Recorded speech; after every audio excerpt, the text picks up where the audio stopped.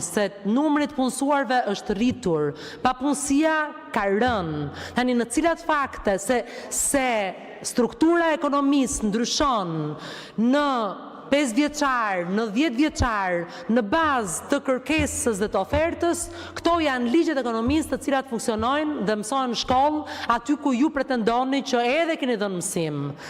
Ajo që ka ndodhur dhe realisht është që struktura e ekonomisë ka ndikuar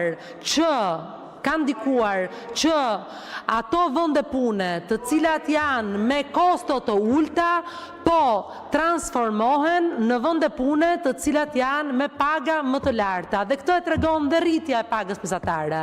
Fatkeqësisht, industria fason, e cila nuk arrin dot që të mbyll ciklin dhe të bëjë një prodhim vendas me cikël të mbyllur, është e destinuar që të largohet dal nga dal dhe do të zëvendësohet nga sektor të cilët kanë industri përpunuese, edhe përpunim tekstilesh, por që kanë një cikël të mbyllur.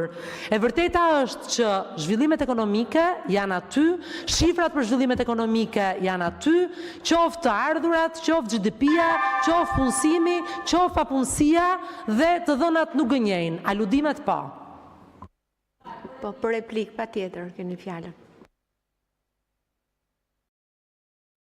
Faleminderit zonja drejtuese e seancës. Në fakt nuk merrem me asnjë debat personal me ministrën, se po tisha për të marrë, kisha marrë dhe kisha lexuar këtu në fakt zonja ministre ato që kanë aluduar media ditët e fundit, po nuk merrem fare me ju. Besoj që sot qytetarët shqiptar kanë nevojë të dëgjojnë.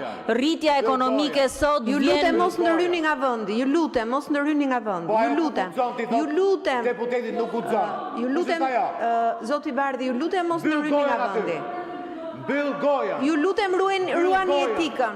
Ruani etikën. Mos fol. Mbyll goja se s'do vendoj. Ju lutem, zoti Bardhi, ruani etikën. Mos mbyll goja.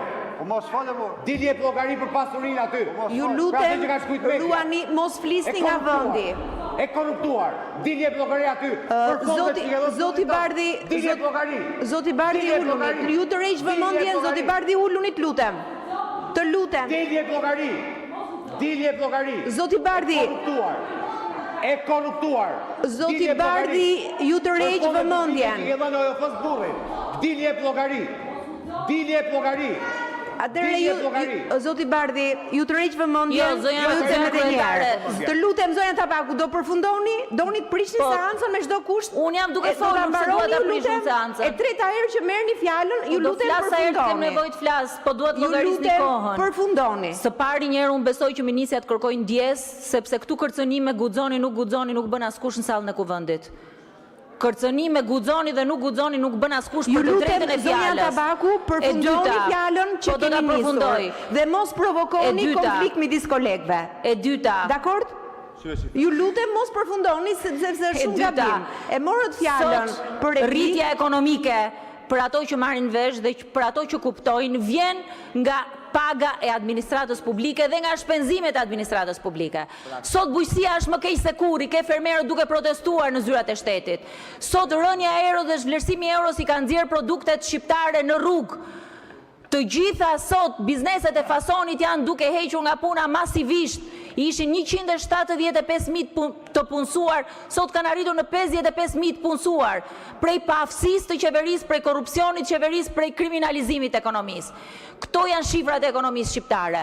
Dhe për këto duhet mbajnë përgjegjësi zyrtarët e qeverisë. Dhe jo të na thonë neve guxoni, nuk guxoni për të përdorur fjalën.